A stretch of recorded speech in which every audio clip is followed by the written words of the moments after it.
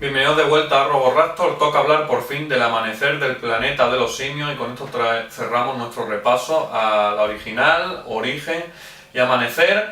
Matt Reeves se encarga de dirigir esta segunda entrega de esta nueva trilogía. Parece que en principio son 3, no sé si se atreverán con más, del planeta de los simios. Matt Reeves, os puedo dar como referencia Monstruoso, que es una película que casi todos conoceréis.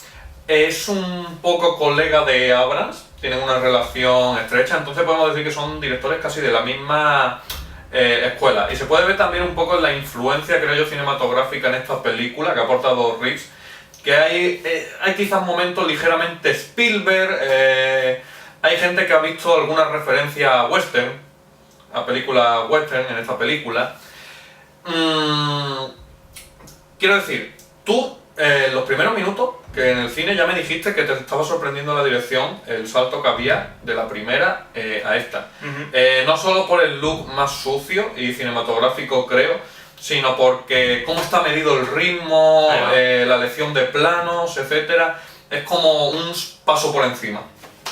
Sí, es que notaba una cierta madurez. La otra era una película que era un poco más ir a lo seguro, pero esta ya trataba como de llevar una cierta... La batuta se nota mejor llevada.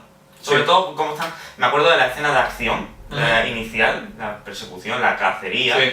Y yo veía que en cuanto a dirección sí que había un talento en la mano que llevaba la batuta, sí. Hay ciertas páginas web de cine que han mencionado eso en las cuentas de Twitter, de que les gustó mucho la anterior, pero en esta notaron como que el director llevaba más la batuta y se supo imponer a las exigencias del estudio y que tenía una visión personal y clara desde el principio de cómo quería contar la historia y qué historia quería contar. Y parece que es el caso, porque el propio Matt Reeves, un poco desafiando al estudio, ha sacado un poco de trapos sucios de que cuando él entró al proyecto querían hacer una secuela un poco continuista y que se iba a arriesgar poco. Eso sumado a que le metieron prisa a Rupert Wyatt, porque iba a repetir el director de la primera, pero le metieron prisa. La película inicialmente iba a salir bastantes meses antes, no sé si incluso iba a ser el año pasado. Entonces él dijo, bueno, yo no quiero hacer la peli mal, etcétera, se vio agobiado y se quitó de en medio. Cuando buscaron a este como sustituto, él dijo, vale, pero este guión no me convence, y no sé cómo los convenció para que, primero, le movieran la fecha para empezar producción y segundo, le dejaran de reescribir el guión con gente de su elección y él mismo. Y se reestructuró la historia completamente y no sé cuál sería la otra historia, pero leyendo lo que cuenta él y viendo el resultado final, me parece que el cambio ha sido para mejor, considerablemente. Y creo que en el término de personaje, esto lo decimos de entrada, ahora hablaremos de ello, podemos reducir estas charlas sobre los personajes a 4. Y hay un paralelismo. Tenemos... porque esta es una película de choque de culturas, ¿vale? Esta peli juega al choque de culturas, pueden coexistir los simios y los humanos que están en decadencia, los simios ascendiendo, pueden coexistir la paz, la guerra, esta tensión. Es este concepto que hemos visto en películas como Bailando con Lobos, más recientemente en Avatar, etcétera. Toma esa misma base narrativa, aunque la lleva a lugares un poco distintos. Tenemos a Gary Oldman y a Jason Clarke, que representan como el idealista y el que dice no podemos convivir, etcétera. Y después en el lado de los simios, a Koba, que sería el paralelismo de Gary Oldman, y a César, el paralelismo de Jason Clarke. Ahora, ¿qué te pareció esa estructura? Porque realmente es una estructura simple, pero ¿qué te pareció cómo estaba llevada? Yo creo que a este guión le ha beneficiado mucho la dirección, porque estamos ante un guión que ya hemos visto en continuas películas. Sí. Es verdad que se reprochaba a Avatar, pero a esta no se le ha escuchado que nadie se lo reproche. Porque, como tocaba decir... Quizás porque quedaba incluso más claro en el otro caso con lo del hombre blanco que iba a otro mundo. Sí, quedaba más evidente. Pero la base es la misma. Y incluso también tenemos paralelismos con el Rey León. Sí. Hay muchos continuos y la verdad creo que eso hace que la primera sea un poco más especial en ese sentido, es más única. O por lo menos más diferente a algo que hayamos visto que esta segunda. Yo lo comenté por Twitter, porque tuve una charla con gente, en plan, a mí me había gustado más la primera, etcétera. Digo, para mí, te lo defino rápidamente. La primera es más fresca. La segunda está mejor ejecutada. Ujú. O sea, va algo más seguro, pero está ejecutada de una manera más madura y profesional, para mi gusto. Y yo, como ya lo he dicho muchas veces, aquí por Twitter, yo soy uno de que no necesito que una película reinvente la rueda, que aprecio más que me cuente bien lo que me esté contando. Y con eso estoy rebajando la primera, porque le dimos el recomendable alto, pero a mí me llega más una película que, aunque sea más simple, esté mejor contada y mejor dirigida. Y es el caso con esta película. Estoy totalmente de acuerdo. Creo que podemos ya empezar a hablar de César, ya que hemos Sí. introducido que íbamos a hablar de 4 personajes. Andy Serkis totalmente metido en el papel. Sí, y aunque yo creo que, como he dicho en el vídeo anterior, que le falta la contundencia del desarrollo de la película anterior. Tiene momentos muy interesantes como el momento de la cacería, un momento especial que se produce un cierto reencuentro con su pasado, donde el personaje de James Franco está pero en espíritu, por así Sí. decirlo, porque el actor no participó en esta secuela. Desconozco si es porque no quiso o porque no se lo ofrecieran, pero yo agradezco su no aparición porque al no aparecer, al estar como personaje en espíritu, por así decirlo, aportó un cierto toque de nostalgia y de recordatorio que, Sí. que potenció mucho a la película. A mí me gustó mucho eso. Esta película respeta mucho a la anterior, porque, vale, es normal, es una secuela directa, pero es eso, se acuerda del personaje de Jay Franco, utilizando de una manera muy inteligente esa presencia de manera espiritual, ese punto nostálgico y emocional en el acto final de la película. Y decir, César sigue siendo la estrella del show, pero anda ahí con Koba, y me parece un acierto de que la primera película era el desarrollo de César, llevándolo a este punto. Esta película para esta trilogía es en la que César tiene que afrontar una serie de duras decisiones y dejar un poco su idealismo, su idea de tranquilidad al lado, porque el mundo es más gris de lo que él quiere que sea, y se encuentra un enemigo en su propio hogar que es Koba. Es más, se nos muestra un super colega al principio y digamos que Koba hace esta caída al lado oscuro, aunque ya desde el principio tenía esta malicia dentro de él, y lo define muy bien César con una frase, que Koba solo aprendió de los humanos una cosa, ¿sabes? A odiar. Muy buena frase. Esa constante pedir perdón constantemente, y cómo llega al final ese gesto.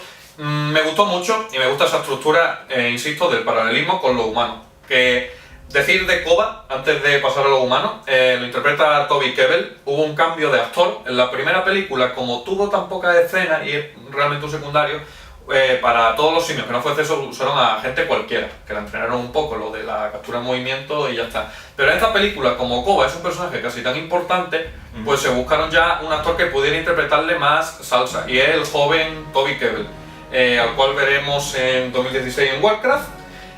Andaba también por la secuela de Furia de Titanes, como todos los personajes de la película, totalmente poco utilizado, claro. Pero vale con tirarle pétalos de rosa a Andy Serkis, pero el chaval se ha hecho un papelón también, como Koba. Y es que yo, viendo esta película, más todavía que la anterior, me he dado cuenta de eso de que es maquillaje digital, porque hay veces en las que las expresiones y en los ojos puedes ver a los actores que hay debajo. Me estaba acordando de la escena en la que se confrontan César y Koba, que sale Koba perdiendo, Sí. y que vemos a Koba tumbado en el suelo ensangrentado, en primer plano, de su cara. Ese fue quizás el momento más realista en cuanto a expresividad del mono que recuerdo. Sí. Quiero añadir que es verdad que la película anterior, he dicho muchas veces que le faltaba contundencia en algunos aspectos. Me gusta que esta película trate a Koba como lo trata, porque aporta una cierta miga de cómo los que adquieren el poder lo utilizan, se vuelven corruptos y lo utilizan únicamente para su propio beneficio y sus venganzas personales, para su propio uso personal. Yo creo que el personaje de Koba en esta película es como el que se lleva el gato al agua. Creo que lo que consiguió Andy Serkis en la película original con respecto al personaje de César, creo que en esta película se lleva el gato al agua a Koba, y que aunque César da algunas escenas muy solemnes, porque creo que el personaje está diseñado para parecer solemne y llevarse la pantalla cuando Y conecta muy bien con el de Jason Clarke. Ahí va. Creo que el personaje de Koba en sí es el más interesante, tiene algunas escenas muy duras, vemos como a Ash, el hijo del simio Rocket, que lo vemos, tiene una escena brutal con él cerca del final. Eché de menos ver la reacción de Rocket con respecto a eso. En la novelización de la historia, por lo visto, sí hay una reacción, porque me he puesto a investigar. Y poco más que añadir. La verdad es que ese paralelismo al final que sucede con la historia de Koba, me parece una de las partes más fuertes de la película. Babes! Do not want war!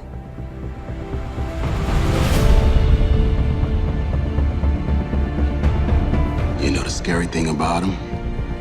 They don't need power. Lights, heat, nothing. That's the advantage. That's what makes them stronger. We both have families. You want to protect yours, I want to protect mine. It's our only chance for peace. De Jason Clarke podemos hablar de él y meter en este pack a la familia, de la que no nos vamos a parar demasiado, porque te intentan vender por el lado de Jason Clarke esa relación que tiene con su hijo, de que perdió a su mujer y ahora está con otra mujer, porque toda esta gente se nos muestra que son inmunes al virus, por eso no han caído a la gripe simia, que es el nombre que adoptan. Entonces, por lo visto perdió a la mujer. Y esta mujer con la que está ahora perdió a su hija. Entonces ahí se muestra un poco de que están como intentando conectar, crear una nueva familia, y se nos muestra el paralelismo por el lado de César, de que él está creando una familia pero más bien desde cero. O sea, tiene su mujer, ya tiene un hijo, esos problemas de confianza con el hijo no está de acuerdo con las decisiones del padre y tiene que madurar. Está bien. Por el lado de César, más todavía, la evolución que tiene el hijo, que es más, yo creo que el hijo podría adoptar el protagonismo en la tercera. Es capaz. Hacer un sí. Y que César ya quede como esa figura icónica, pero que no puede dar ya mucho más de sí en términos de desarrollo. Y por el lado de Jason Clarke se me queda más colgando, porque yo la principal pega, y quizás la única que tengo con esta película, es que el aspecto humano de la película funciona, pero a veces se ve completamente ensombrecido con su paralelismo simio. Va tirando a lo fácil y no arriesga. Es que es como en plan, los humanos tienen que hacer esto, lo hacen. Con los simios, mira, igual el simio puede hacer tal cosa, puede hacer... Y ahí ya sí que se puede jugar. Esta película es la de los paralelismos, ¿sabes? Entonces, si por el lado de Jason Clarke me trago, ¿vale? La situación en la que está con su hijo, con la mujer o eso, no tiene esa potencia, ese punto emocional que tiene ese mismo paralelismo en el lado de los simios, en el que, por ejemplo, la escena en la que César asiste al parto con su hijo. Es mucho más impactante esa escena que cualquier diálogo de estos que aparecen casi forzados, porque es necesario para dibujar ese paralelismo que tiene la mujer, por ejemplo, con el chaval, cuando están trabajando en la alcantarilla los otros y tal. Es como, es rutinario, porque hace falta. Y se nota que han intentado con mucha fuerza hacer a los personajes humanos interesantes. Y no digo que no sean interesantes, es simplemente que no tienen esa misma potencia. Quizás había que darles algo más que hacer, replantearlos de otra manera a los secundarios. Sobre todo con esto me refiero a la mujer, el hijo del prota, y al personaje de Gary Oldman, que tiene su momentito emocional también mirando la foto de su hijo que perdió con la enfermedad. Quedan bien dibujadas sus motivaciones, pero al final le falta desarrollo. Es que se nota que ese estaba por los dólares y... Sí, le hicieron un Godzilla. Pero también el guión que le dieron. No, yo me refería a contratar a este actor que era el toque Star System que le hacía falta a la película. Hace como de James Franco en la película. En cuanto a Jason Clarke, a mí me gusta más como protagonista que James Franco. Porque es verdad que James Franco tenía esa relación irreemplazable con César, ¿vale? Y es algo tan importante que se sigue tocando en la secuela. Pero esos puntos que tiene este personaje sin ser de su familia, sin haberse criado con él, al igual que James Franco, con el personaje de César, y esa voluntad que tiene de intentar arreglarlo todo una y otra vez, a mí como, en general, me gustó más como personaje que el de James Franco. Es verdad que nunca va a tener esa relación. Yo tengo un 50-50 porque es verdad que la forma en la que intenta conectar con César, ahí sí se lleva el gato al agua comparado con James Franco. Pero James Franco, con respecto a lo de intentar conseguir la cura y tal, en esos aspectos, también. Los dos se me quedan desdibujados en la parte final. O sea, tienen su momento álgido y se van desapareciendo. En pos de los simios. Ahí va. Y eso es a lo largo de toda la película. Es más, este conflicto yo creo entre Gary Oldman y él en la base del edificio podría haber sido algo más dinámico. No digo una pelea al uso, pero se reduce básicamente a un intercambio de palabras mientras los otros se están peleando arriba y queda como más plano, como es necesario, porque nos hemos planteado hacer este paralelismo y tenemos que crear también un conflicto entre estos dos personajes. Lo que sí tengo que decir de este actor, que lo que menos me gustó es el puto póster que hicieron de la película con el esqueleto de él, que parecía el Zordon de los Power Rangers, tío. Sí, la carita flotando. Y bueno, después de esto creo que podemos decir que hay otro desfile de secundarios por la película, sobre todo humanos. Podemos destacar a Morris en el punto de los simios, que lo ponen ahí como profesor, etcétera, como la voz de la razón, al hijo de César, que yo creo que va a ser el personaje principal de la tercera o que va a cobrar más importancia. Y tenemos estos secundarios que van acompañando a los protahumanos que se pierden en el tercer acto. Curioso, Rocket también, que Rocket es el simio que se peleaba con César en la primera película, que hacía bullying. Sí. Es curioso ver cómo él siempre se ha mostrado leal a César, aun cuando su hijo estaba a punto de morir. Y aún así el que recae es Koba, y él siempre se ha mantenido fiel a César pese a sus orígenes. Sí. Es curioso. Porque es lo que dice César, solo aprendió a odiar, etcétera, por lo que pasó. Se mostraba ya que era retorcido en la anterior película, y aquí es cuando detona. Es más, en el marketing no se hizo mucho hincapié en Koba. Estaba ahí. Yo creía que iba a ser una peli más centrada en César, y es una grata sorpresa que después llegue y te den a otro personaje como la copa de un pino. De hecho, en los carteles se muestra a César como agresivo, como que va a ser él que lo va a originar todo. Are you aware? No! They are going to turn on you. They're animals! Caesar, your home. Who was that? A good man like you. Caesar love humans more than apes. Don't you move! Should we shoot him? Maybe. Whoa, whoa, whoa. Hey. All right. Oh, you want a drink?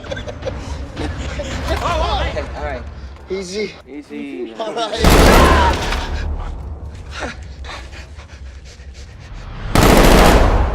Una cosa, antes de entrar a lo de la banda sonora, quiero decir, lo que hemos dicho de César en el póster y tal, es que lo tenemos detrás y nos hemos fijado. César con un arma, en plan, venga, vamos a la batalla. Creo que eso es El marketing, sí, el marketing fue a eso, a que los simios iban en piña, reventaba la tensión, iban en piña a la guerra, pero no, al final hay un subconflicto dentro del bando de los simios, y ahí sí que no hay un paralelismo con el lado humano. Los simios sí se crea un conflicto interno además. Y bueno, pasamos a hablar de Giacchino, mi compositor favorito de la actualidad. Por ese corte tan clásico que tiene, yo considero que es el heredero de Williams y la gente cada vez lo dice más, sobre todo con esta se ha dicho mucho. Es una banda sonora muy personal. Yo la he escuchado, tanto en la película como aparte, y escuchando la parte es verdad que te das cuenta de que una banda sonora que no es la típica que se hace para Blockbuster, porque vale que él siempre da su toque personal, pero es una que tú la escuchas y dices tú, es una banda sonora diferente. Tanto en los instrumentos que usa, hay muchos momentos de tensión que me recordaron a películas de los 80 o 90 de Steven Spielberg, Encuentro en la tercera fase, etc. Y se va más a cómo sonaba la banda sonora de Jerry Goldsmith para la original, aunque obviamente crea sus propios temas. Hay uno que se queda grabado, que es el que después pone en los créditos. Por cierto, al final los créditos salían monetes por la cara. Sí. Fue un poco raro. Es verdad, al final de los créditos, para mí que se escuchaba como la respiración de Koba, y pueden dar ahí a entender, no sé. ¿Tú crees? Sí, yo escuché algo así, pero no me enrollé demasiado, pero bueno, ahí lo dejo. Y decir que en esta banda sonora noté ya incluso algunas partes que me podían encajar perfectamente como escena tensa de una película de Parque Jurásico.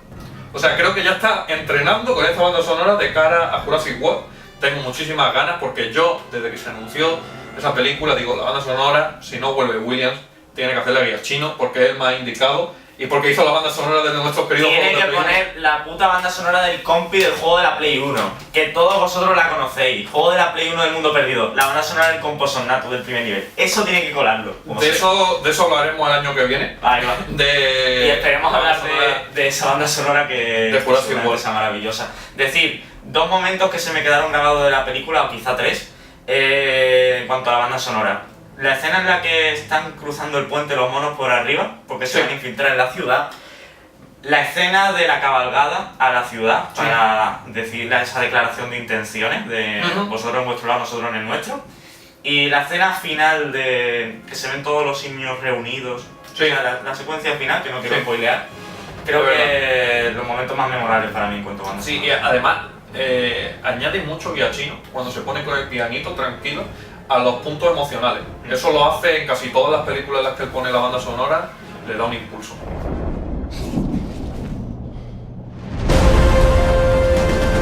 Caesar's the only one that can stop this. They don't want a war. No saving the human race.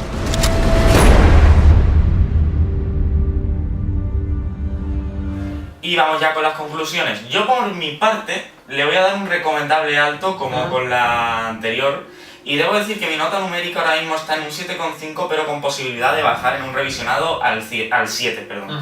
Son dos películas que, pese a sus diferencias, como tú bien has mencionado, que estoy totalmente de acuerdo en lo de que una está mejor ejecutada y la otra más fresca y viceversa, pasa lo contrario con la otra, están en un buen equilibrio. Por ahora tenemos una saga equilibrada y que de la que podemos estar muy satisfechos y que se ha jugado con muchos temas. En la primera se juegan con X temas de lo de maltrato animal o lo de las enfermedades, hasta dónde puede llegar el ser humano. En este se ha tratado con otros temas diferentes sobre el miedo Son más temas sociales. Exactamente. El racismo, choque de culturas, la política, los prejuicios, los corruptos también. Es muy interesante el ver cómo por ahora los mensajes que nos van dando. Temáticamente puede quedar una trilogía muy curiosa. Exactamente. Veremos a ver dónde nos lleva la tercera, porque la tercera se nos plantea como una cosa totalmente diferente y que va a ser muy brutal, por lo que pinta. Veremos a ver dónde nos lleva. Yo creo que debería ser ya muy cercana a la original. Quiero decir, ya quiero ver a los simios más en serio y ya un conflicto, una caza del ser humano. Que Sí, debería ser, seguramente sea el paso que quieran. debería ser la más oscura. Recomendable alto, le has dado. Sí. Pegas, la que has mencionado y quizás lo que mencionamos de los personajes humanos dibujados. Personajes humanos flojillos que siempre pueden dar más de sí.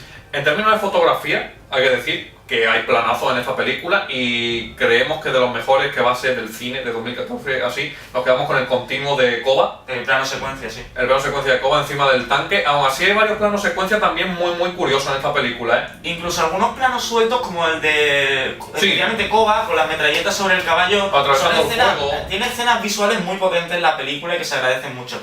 Me cansa un poco el CGI usado al final en la torre. Sí. Me pasó como con Orígenes Noveno, muchos CGI, Sí, demasiado. en comparación con el resto de la película es quizá un poco artificial. Quizá un punto O negativo. sea, es un CGI de un nivel muy alto, pero es verdad que desentona un poco con el resto. Vale. Yo como pega, es lo que he dicho ya. La única pega que tendría sería lo de los humanos, que se quedan con menos potencia, tanto el personaje de Gary Oldman como la familia de el prota. Creo que si se hubiera elevado el lado humano un poco más, hubiera quedado más equilibrado con el cine, hubiera quedado una película casi redonda, a mi gusto.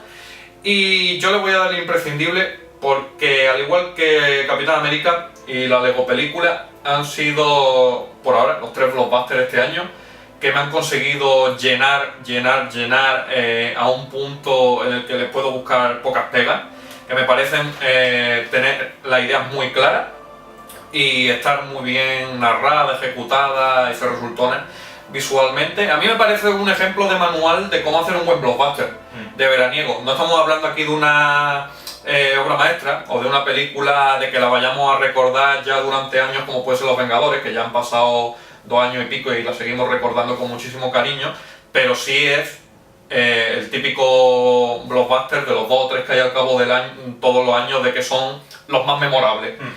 Y eso, a mí es verdad lo que tú dices, se complementa muy bien con la primera, pero a la hora de, digo, voy a revisionar una de los simios, esta me llena más, la recuerdo con más cariño. Yo también valoro más lo que es el tema de la ejecución antes que lo de Sí. la frescura. La frescura también la valoro, pero en otro sentido. Es por eso por lo que ahora mismo tiene ese 7,5 de Sí. mi nota numérica, pero yo creo que las tengo que poner más o menos en cuanto a recomendables, por un 0,5 las Sí. dejo más o menos igual. Y bueno, de la tercera esperemos estar hablando en 2016, primero si llegamos con este canal a 2016 y segundo si no le meten un retraso a la película, pero con esto cerramos nuestro ciclo de los simios y bueno, os detallo rápidamente nuestros planes para las próximas 2 semanas diría. Vamos a hablar primero de Guardianes de la Galaxia, antes que de Transformers, porque creo que os va a interesar más, y aún así vamos a ir con un poco de retraso. Y después hablaremos de las 4 películas de Transformers del tirón, que nos vamos a acabar con la cabeza como un bombo, de tantas explosiones. Y ya veremos qué hacemos con los mercenarios, porque ahora mismo no estamos muy convencidos para ir al cine, incluso a precio reducido. Así que, bueno, primero vamos a ir a Guardianes y a la saga de Transformers. Y eso, dale a like, suscribiros, comentad qué os ha parecido este repaso a las películas de los simios. ¿Vosotros qué opináis? ¿Con cuál os quedáis? ¿Con El Origen? ¿Con El Amanecer? Queremos escuchar vuestra opinión.